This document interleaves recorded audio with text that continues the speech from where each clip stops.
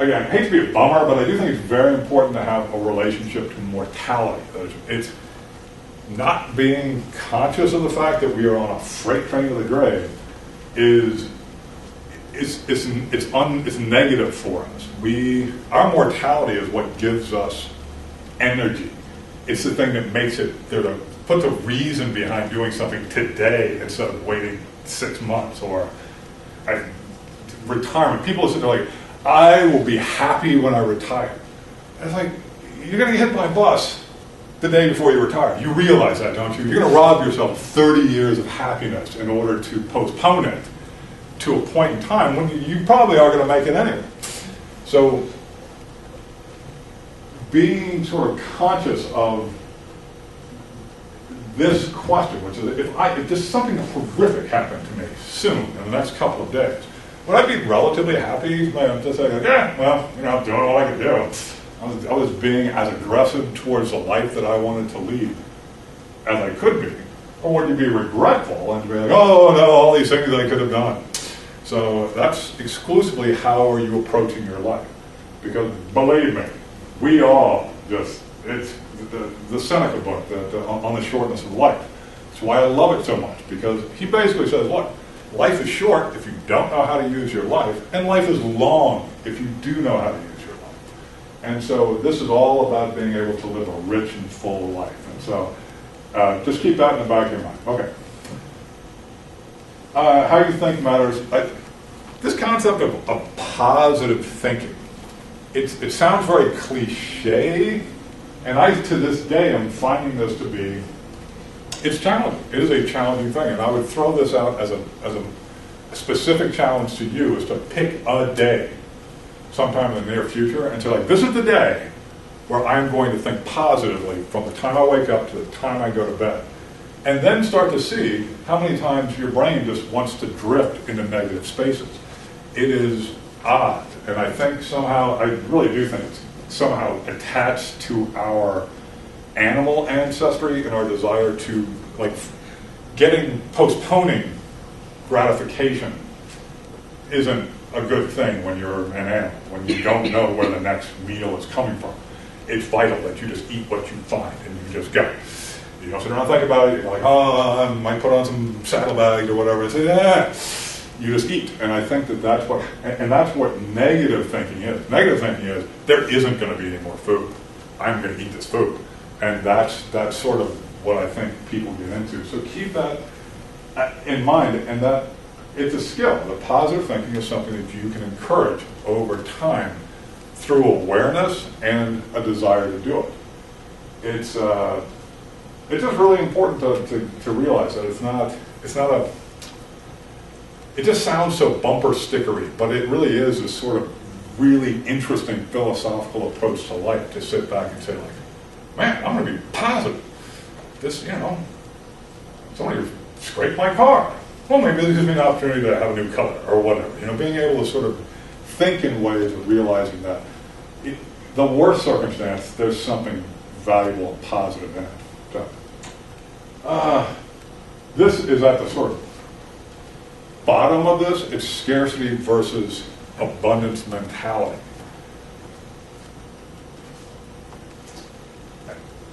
This is there's a lot of words on this slide, and I really encourage you, if you get a chance, to read this.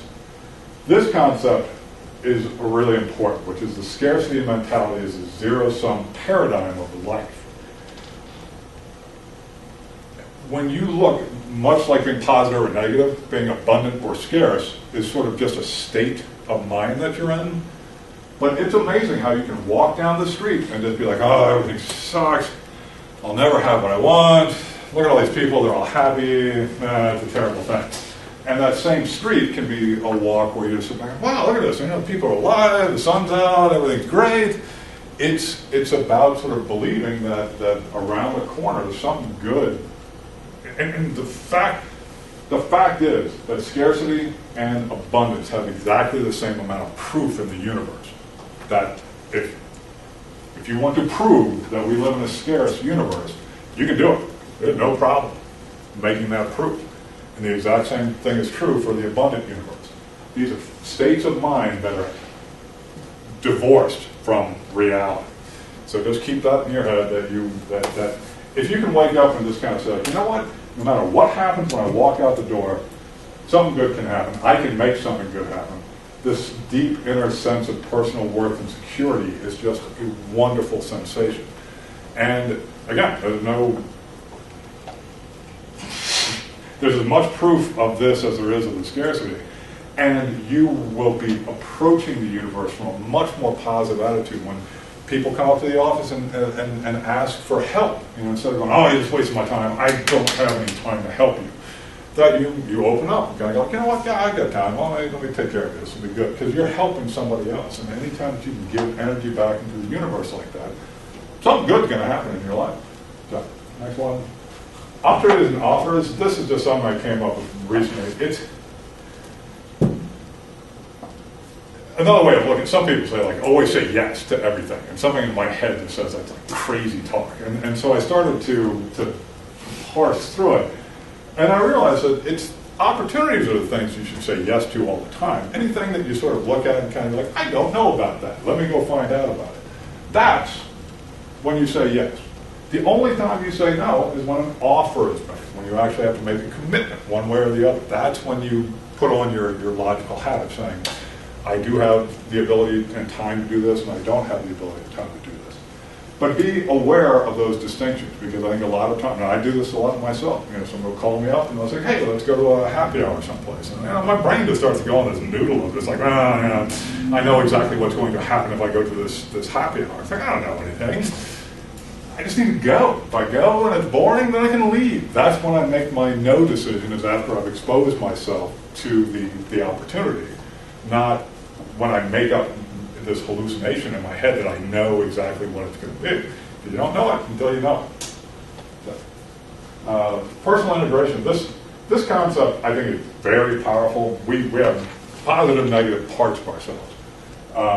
Jung calls it the shadow, all the negative things in us. And from Jung's perspective, and I always thought this was a very interesting one, says that everything that's really interesting and energetic and artistic and fun about us, it's in our shadow. And that it's, the boring part is what we sort of show to the world. And that the challenge really comes when you start to try and pretend you don't have these different parts of yourself. That's when you get into trouble. Integration is just this idea of saying, look, you know what? There's good things about me, there's bad things about me. I think in the balance of things that I bring an overall positive experience to the universe. But, sometimes I like to sit around and watch Law and Order and rub my belly. And that's not helping anybody else out, but it just gives me a chance to sort of recharge my batteries. I don't consider it to be particularly positive, but it's just a part of where I'm coming from. I'm a very introverted personality, and that's something that requires alone time in order to recharge my batteries.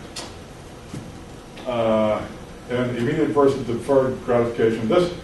I discussed this earlier, but the bottom line is about this, it's when you start to choose your goals, you're going to have to sacrifice something. I don't care what it is. It could be time, it could be money, it could be food, it could be whatever. Whatever is the thing you're trying to go towards, by definition, it's something that isn't in your life now. And so that usually means you have to give something up in order to get this other thing.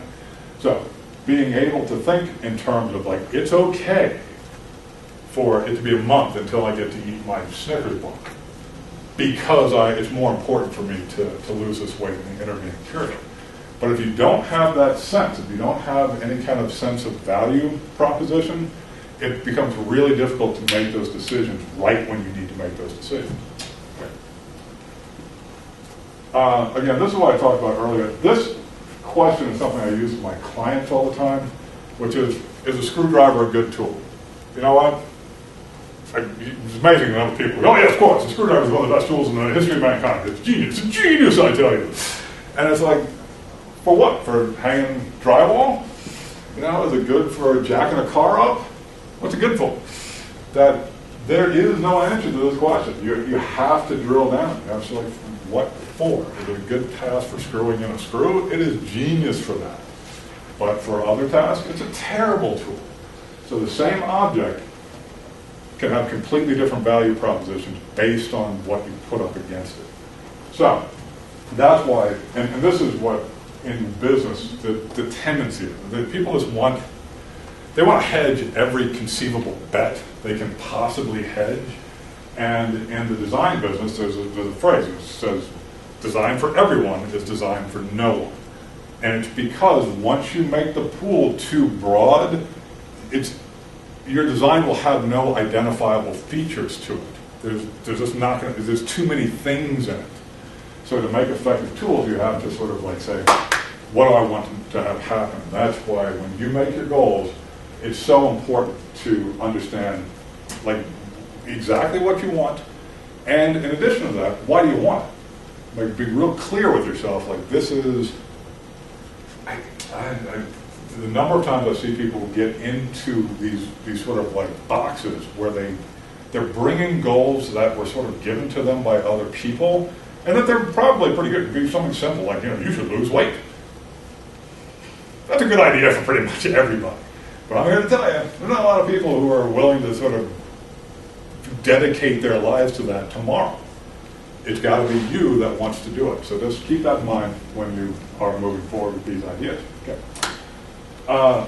Win-win propositions are vital. When you approach your personal success, whatever it happens to be, at the worst, it should be neutral in its effect on others. But you should really be trying to find win-win solutions for anything that you do. It's going to put a lot of energy behind you because it causes external forces to not array themselves against you. Anytime you get into a win-lose proposition, that's immediately a conflict posture. So when you think about your goals, particularly I've always thought about things like weight loss in relationship to people who are in committed relationships.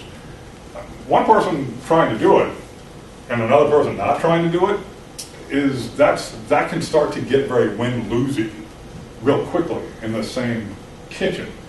So that's why it's so important when you've got stakeholders to sit down and talk to people who are going to be in your life and show them, bless you, and how it's going to benefit them, like how your goal will benefit them in the long run. So just always kind of keep that in mind.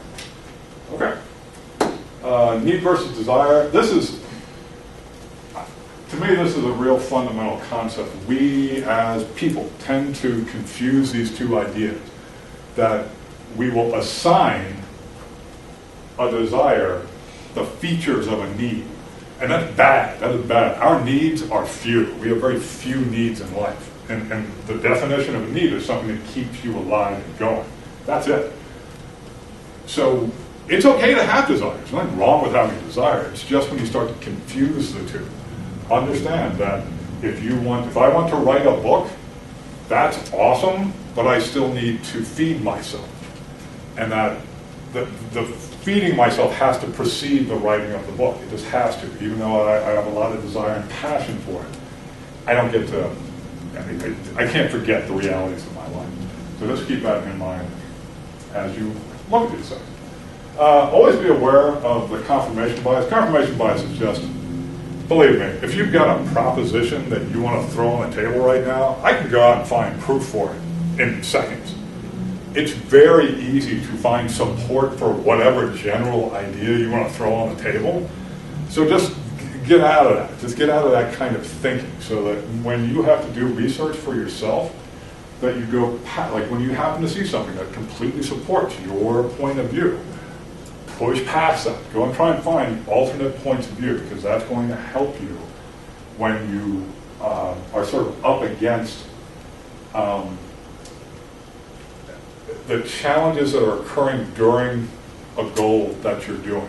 Meaning that, let's say I'm halfway through, I get to a real critical juncture in writing my novel, like maybe I get a new job, and my time starts to be sucked up more. That I can go find proof that, it's okay to just give up. Just give up. I mean, what do you need to write a book for? I can also find proof that there's strategies about using your spare time to be able to continue moving forward and getting to your success. So just be aware of it, that we carry with us biases, and that it's easy to prove them, so just make sure that if you're up against something where you aren't really doing the best you can do, that you don't go find proof as to why it's okay for you to stink. Okay? So, and the last thing here is just pay the piper. Just there's some core things that you have to take care of in your life. Your health, your sleep. Sleep is, and particularly in this day and age, people don't sleep enough, and it kills your ability to succeed at tasks because you just don't have the mental acuity associated with succeeding. Your diet and your exercise. We are animals. We need to be able to function properly in the world. And one other thing is this idea of realistically assessing your available time. As I mentioned before, there's things in our life, usually it's jobs and families, that just take up X amount of time, at minimum. There's a minimum amount of time that it takes up. And oftentimes it takes up even more than that, like the commuting time and the sort of like this time that we don't document well. But this is important only because you don't want to say, like, I am going to write 6,000 words of prose every day, but I only have an hour to do it. Because, you aren't going to succeed at that. You need to be able to have a good assessment of your available resources in order to successfully accomplish your goals. Okay. And then the last thing is just gathering your support. I mean, again, this all sounds super simple right when you get started. And I don't care how simple the thing is you want to do. Like I've said, I'm just losing weight. I lose a pound a week. You cannot be simpler than that. But the challenges I run into is just insane. It just makes me realize how crazy as people we are. So make sure that you're ready to go. Like if you're going to make a decision to do something, put the time in, put the effort. Say, like, you know what? I am going to speak to myself in a positive way. This to me is a really important thing. Positive self-talk, so helpful, because if you just say, I'm stupid, I'm dumb, why am I not doing this? Oh, I'm so stupid. Strangely, your brain will sit there and go like, why, yes, you are stupid. And you will begin to act that way. So just like you can't expect anybody else to talk to you good if you want to do it yourself. So keep that in mind. Surround yourself with positive voices, and I'm a big fan of this. I've got like a bunch of podcasts that are just nothing but, Napoleon Hill and his geezerly old voice talking about, oh, you silent person, and it just gets me pumped up because anytime I drop down, I just need to have something to just sort of plug my brain with some positivity, and always remember that you've got to be your biggest supporter. So just keep that in mind. And then I am a huge fan. Lincoln's been extraordinarily helpful in being what I call success buddy. We meet weekly to just discuss our personal goals. How are we doing? Are we doing well? Are we doing poorly? What are we doing? It's just a great way of sort of discussing the process. But you absolutely can do it alone. It's just harder when you're the only voice you hear.